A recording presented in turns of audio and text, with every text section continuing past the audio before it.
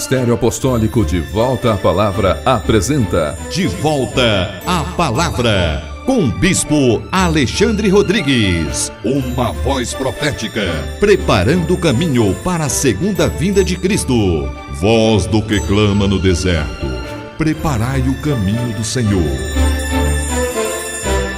Bom dia! Toda honra e toda glória sejam dadas ao nosso Senhor e Salvador Jesus Cristo, ao Senhor da Igreja, e a todos vocês que estão em casa, graça e paz vos sejam multiplicadas. Este é o programa De Volta à Palavra, um programa do Ministério Apostólico De Volta à Palavra, um ministério que está empenhado na pregação da Palavra de Deus, que tem o encargo de anunciar e de proclamar todo o desígnio de Deus, conforme o apóstolo Paulo também declarou em Atos capítulo 20, versículo 27, que incansavelmente ele estava ali a anunciar todo o desígnio de Deus, ou seja, a ensinar, a pregar, a demonstrar pela Escritura o supremo propósito de Deus, como que Deus ele vem realizando de tempo em tempo a sua economia, ou seja, como ele leva a cabo o propósito eterno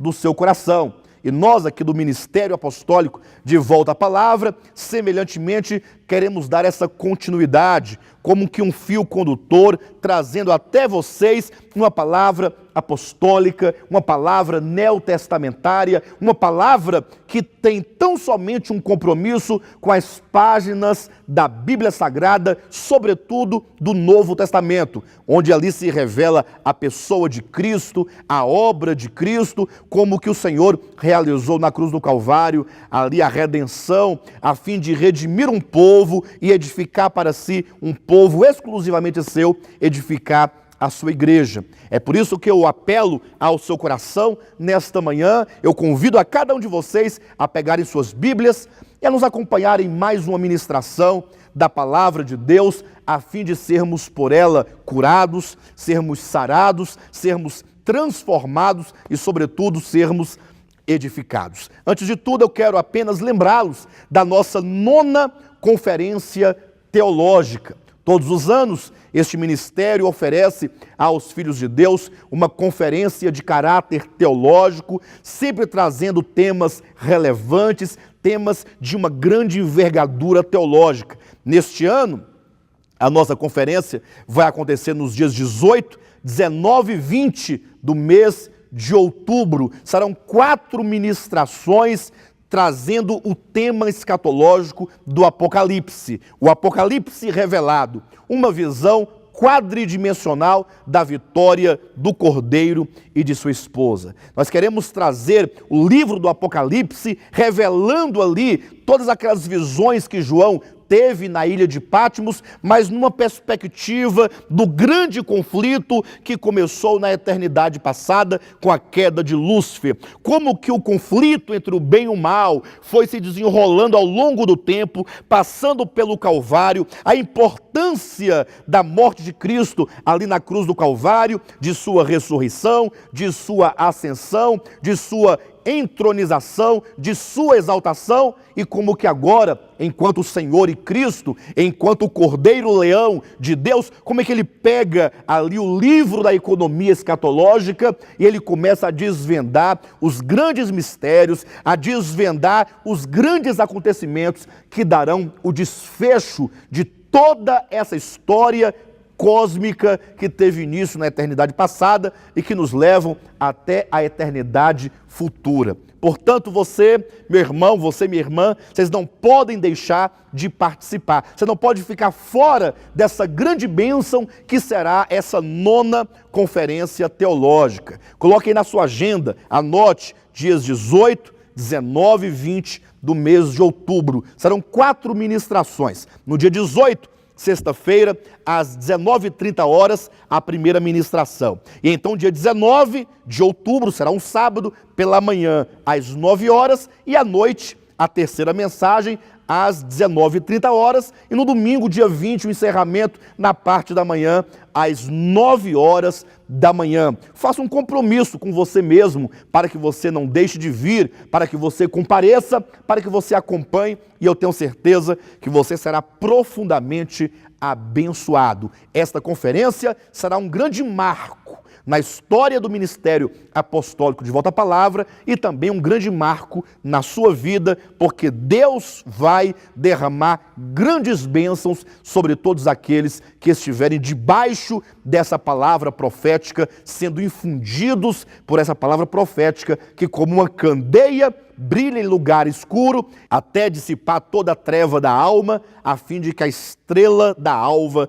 nasça em os nossos corações. Então, aguardamos por todos vocês nessa conferência em o nome de Jesus. Pegue a sua Bíblia, nos acompanhe em uma ministração, em mais uma ministração da Palavra de Deus, conforme nós temos falado nos programas anteriores a respeito das doutrinas dos apóstolos, da sã doutrina. Estamos falando sobre a obra de justificação mediante a redenção que há em Cristo Jesus. Quando nós falamos, amados, sobre justificação, ou que seja justificação pela fé, ou que seja a salvação de Deus que se dá mediante a justificação pela fé, nós nos situamos dentro de um debate. Qual debate? O debate de que muitos questionam a respeito das obras humanas. É como que se perguntasse, ora, o homem, ele é salvo por obras que ele pratica para Deus?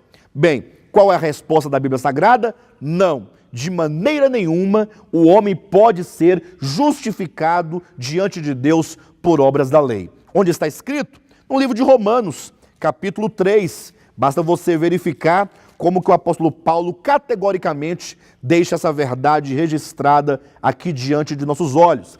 Romanos capítulo 3, versículo 27 e 28, que nos dizem assim: onde, pois, a jactância foi de toda excluída. Porque lei das obras? Não, pelo contrário, pela lei da fé. Concluímos, pois, que o homem é justificado pela fé, independentemente das obras da lei. Esta é a verdade bíblica. O homem é justificado, ele é considerado justo, ele é declarado justo por Deus mediante a fé que ele exerce na pessoa e na obra de Jesus Cristo, do Cristo de Deus, do Messias de Deus, do Filho de Deus, que morreu na cruz do Calvário pelos nossos pecados. Agora veja que nesta manhã nós queremos falar sobre os resultados dessa justificação. Abra sua Bíblia, está em Romanos capítulo 5, versículos 1 e 2, que nos traz aqui dois resultados imediatos desta grande bênção que é a obra de justificação. Diz assim no capítulo 5, versículos 1 e 2 de Romanos: justificados, pois, mediante a fé, temos paz com Deus por meio de nosso Senhor Jesus Cristo, por intermédio de quem obtivemos igualmente acesso pela fé a esta graça na qual estamos firmes e gloriamo-nos na esperança da glória de Deus. Amados, o apóstolo Paulo, neste ponto, ele traz uma conclusão. A conclusão que ele traz, que ele vem desenvolvendo desde o primeiro capítulo desta epístola. Observe que o livro de Romanos nos fala sobre a salvação de Deus. A epístola de Paulo aos Romanos é um grande tratado teológico em toda a Bíblia que trata de maneira peculiar a respeito da salvação. Se você quer compreender o que é a salvação, como se dá a salvação, por que o homem precisa de salvação, você terá que ler este livro de Romanos. E, portanto, o apóstolo Paulo, ele vai tratando de maneira bem precisa, de maneira cirúrgica, demonstrando por que a paz com Deus é o resultado inevitável e imediato da justificação pela fé. Basta que você acompanhe, desde o capítulo 1, o apóstolo começa uma descrição a respeito do homem. Olhe na sua Bíblia, capítulo 1, a partir do versículo 18, ele diz que a ira de Deus se revela do céu contra toda impiedade e perversão dos homens que detêm a verdade pela injustiça. Ou seja, desde que o homem caiu, em pecado, que o juízo de Deus, que a ira de Deus está reservada para este homem caído. Este homem caído que está não somente afastado da verdade, mas que é um homem perverso, que detém a verdade pela injustiça, ou seja, nega a verdade para envolver-se numa vida pecaminosa e na prática da injustiça. E então, o grande ponto aqui a respeito do homem e da sua condição no pecado é que o pecado entrou por um só homem no mundo. É o que está em Romanos capítulo 5, versículo 12. Assim como por um só homem entrou o pecado no mundo e pelo pecado entrou a morte, assim a morte passou a todos os homens, porque todos pecaram. O apóstolo Paulo declara categoricamente que todos os homens, independentemente do seu credo, do tempo em que tenha nascido, do lugar onde ele tenha nascido, ele já nasceu em pecado, já nasceu herdeiro da morte, já nasceu debaixo de condenação. O homem, portanto, sem Deus, ele está fadado à morte eterna. Ora, veja que este homem, logo que ele percebe a sua condição, ele começa a buscar a Deus de alguma maneira, mesmo na sua ignorância, quando ele sente no seu interior, lógico, por um raio de luz da parte de Deus, do Espírito Santo que ilumina a sua consciência, como nós sabemos que Deus entregou a lei para Moisés, ou seja, Deus deu a conhecer ao povo de Israel a sua vontade em relação ao povo. E logo então este homem que obtém tal conhecimento, ele se introduz numa busca e numa tentativa de fazer algo para Deus, a fim de agradar a Deus, para que então ele possa ser reconciliado com Deus. O homem cria, nesse sentido, a religião. O que é a religião? A religião é o homem tentando realizar coisas para Deus com o fim de convencê-lo de que ele é bom e de que ele, portanto, merece estar com Deus, merece entrar na glória eterna. Mas o que o apóstolo Paulo fala a respeito, o que a Bíblia Sagrada fala a respeito dessa tentativa do homem de agradar a Deus ou de tentar agradá-lo? Veja no capítulo 7 do livro de Romanos, como que o apóstolo Paulo declara que o homem, por ser carnal, porque este homem é vendido à escravidão do pecado, como diz o capítulo 7, versículo 14, ele simplesmente não pode agradar a Deus. Conforme está em Romanos capítulo 8, versículo 8, aqueles que estão na carne, ou aqueles que nasceram da carne, aqueles que são pecadores, não podem agradar a Deus. Mas o homem tenta, o homem se esforça, porque ele quer fugir da ira de Deus, ele quer de alguma maneira ser recompensado com a glória eterna, ou que seja, o céu. E então ele se envolve numa tentativa de agradar a Deus, e ele então é frustrado. Basta que você leia o capítulo 7 de Romanos, veja o versículo 18. Porque eu sei que em mim, diz a Escritura, isto é, na minha carne, não habita bem nenhum, pois o querer o bem está em mim, não porém o efetuá-lo. Você entende, meu irmão, o que a palavra de Deus está dizendo? Que no homem, eventualmente, por uma revelação que o Espírito Santo traz da vontade de Deus, é possível que o homem ele possa até desejar fazer o bem. Como ele diz, o querer fazer o bem estar em mim, não porém o efetuá-lo. Na hora de realizar o bem, de permanecer em fazer o bem, logo ele encontra nos seus membros, na sua carne, como diz o versículo 23 do capítulo 7, uma outra lei, que é a lei do pecado e da morte, que o faz prisioneiro, que o faz escravo do pecado. E, portanto, este homem que agora ele tenta agradar a Deus, ele tenta fazer a vontade de Deus, logo ele se frustra. E aí, se ele buscava um retorno a Deus, agora ele descobre que ele é incapaz. Se você, meu irmão, você que tem tentado levar a sua vida cristã, baseado nas obras humanas, baseado no bem que possivelmente você possa realizar, se você bem observar a sua experiência, você tem tentado, mas você não tem conseguido. Talvez você tenha tentado e tenha conseguido por algum tempo. Talvez você tenha dito, não, agora eu vou me santificar para Deus. Não, agora eu vou proceder de maneira correta para Deus. Mas logo você encontra nos seus membros uma outra lei que é mais forte que a lei do seu entendimento, que te faz escravo do pecado e da morte. Ou seja, você se vê totalmente incapacitado. E então você não somente se frustra, mas você vive uma constante inquietação. O homem que busca agradar a Deus a partir de suas próprias forças e de sua própria capacidade, ele vive um conflito constante, uma inquietação constante, ele vive sempre nessa busca, nessa tentativa e nessas frustrações, o que o faz nunca, jamais poder gozar e desfrutar de uma paz verdadeira, de uma paz serena. Por quê?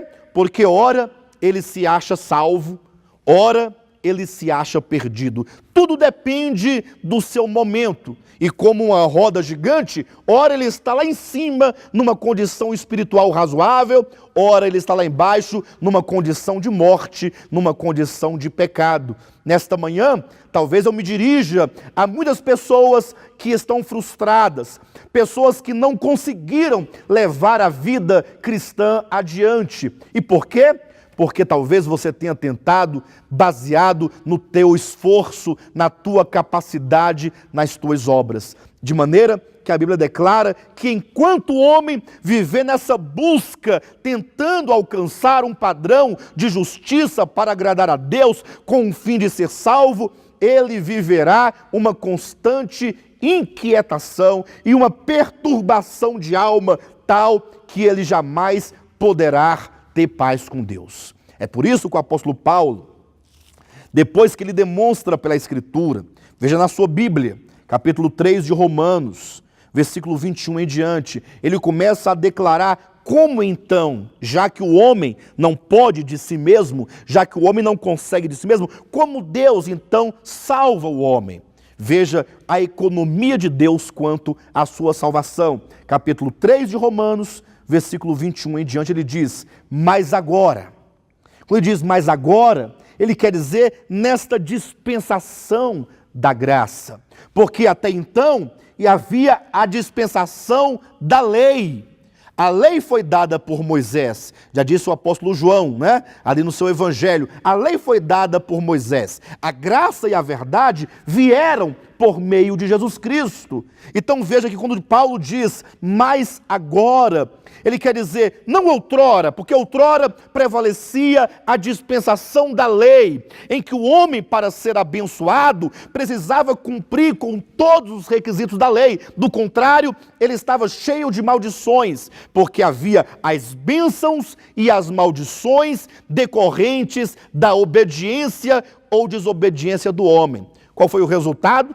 Leia a história do povo hebreu e você saberá, um povo que não conheceu plena liberdade, que não conheceu uma paz perfeita, porque vivia sempre nos cativeiros, sempre subjugado, sempre debaixo de maldições, em razão da sua incapacidade de cumprir a lei de Deus. O apóstolo diz, mas agora, na atual dispensação, vírgula, sem lei, vírgula, se manifestou a justiça de Deus testemunhada pela lei e pelos profetas. Ou seja, a lei e os profetas já anunciavam que Deus havia de trazer ao homem gratuitamente a sua própria justiça. Ou seja, Deus dar ao homem a justiça que o capacita, que o qualifica a estar com Deus na eternidade.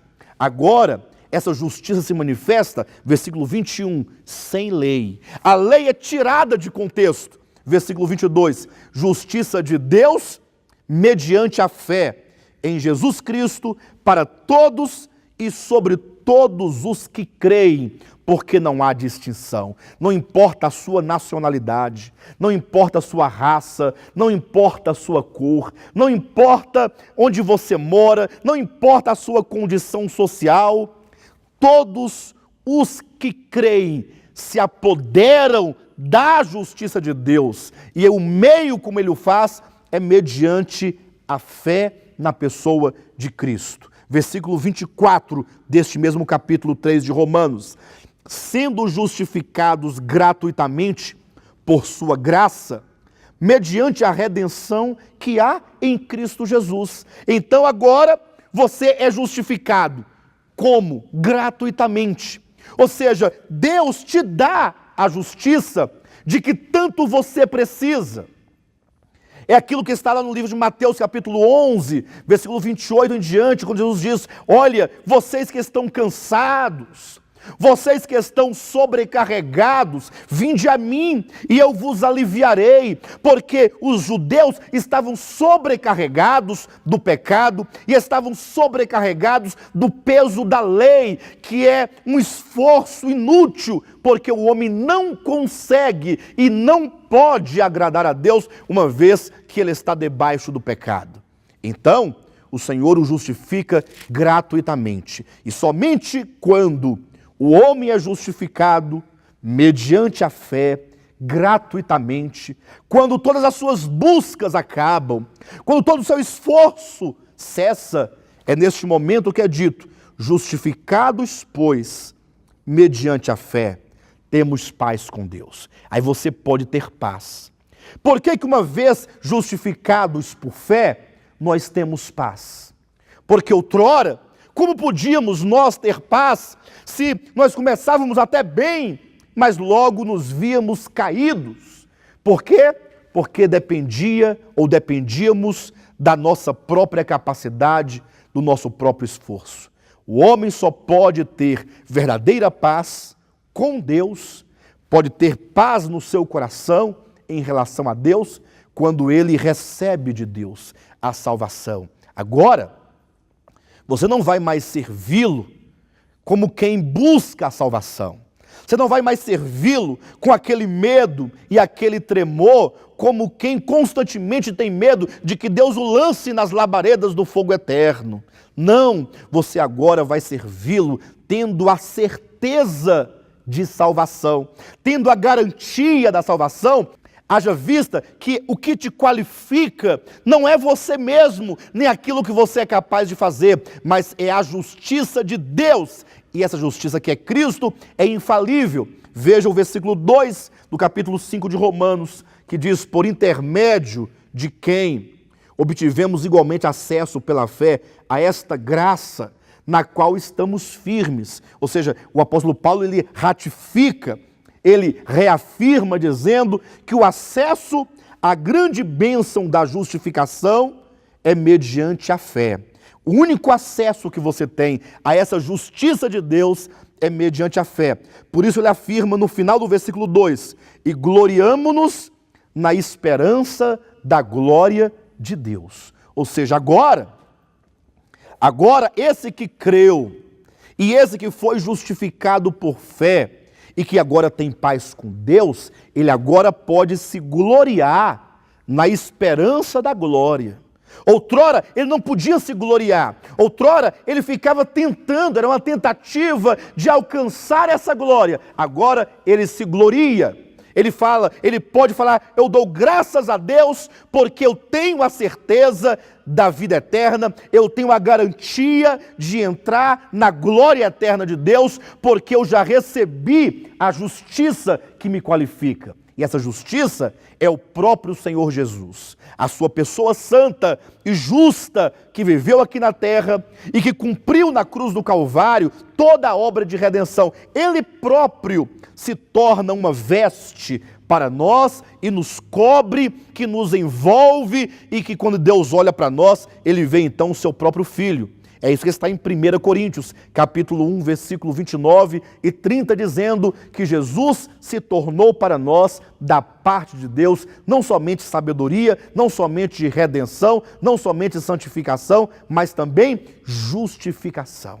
Você, meu irmão, que ouve essa mensagem dessa manhã, toda a sua tribulação de alma, toda a inquietude de alma pode cessar neste momento, se tão somente você repousar nesta palavra apostólica, a palavra da verdade. Jesus é a nossa paz. Não é isso que está lá no livro de Efésios, no capítulo 2, versículos 13, 14, 15, até o versículo 18, toda aquela porção nos mostra como que Jesus é a nossa paz. Nós que andávamos peregrinos, sem Deus, sem esperança, nós que não tínhamos nenhuma chance, nenhuma condição, Jesus Cristo nos trouxe para si, mediante a cruz do Calvário, mediante a sua morte na cruz do Calvário, e ali Ele nos reconciliou com o Pai, e agora nós temos acesso a Deus. Você pode entrar em sua presença, e se você crê nessa mensagem, no seu coração, e confessa com os seus lábios, então hoje mesmo cessa toda a inquietação, toda a sua tribulação, os seus medos, os seus temores, porque agora você apenas vai fazer como disse na parábola, quando Jesus, chamando os convidados para a boda, diz: vinde, porque tudo já está feito.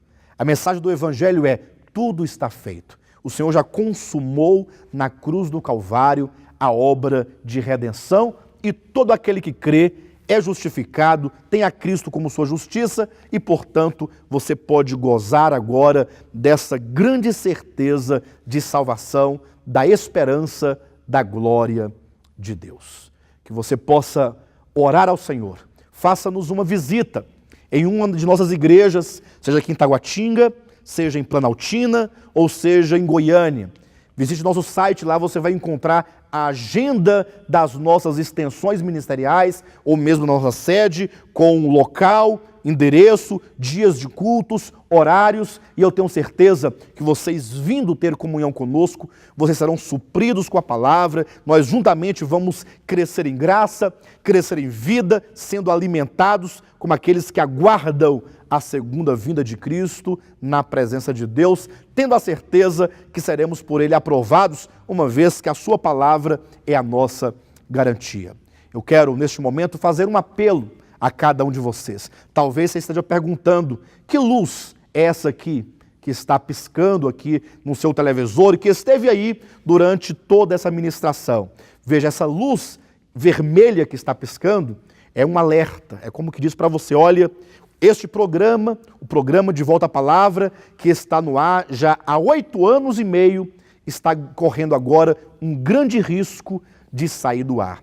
Isto porque este programa, ele é mantido por amigos e por irmãos que acreditam que essa palavra não pode deixar de ser pregada. E agora estamos vivendo um momento crítico, talvez um dos momentos mais críticos de todo esse tempo é agora. Nós estamos como que ameaçados, financeiramente falando, de não poder continuar com este programa. Então eu deixei essa luzinha piscando aí no seu televisor para que você que ama a palavra de Deus, você que crê nesse ministério, você que acredita que há uma palavra a ser levada àqueles que ainda não o conhecem, que você possa, em nome de Jesus, estender a sua mão e abençoar este programa, no sentido de você poder cooperar com a manutenção deste programa.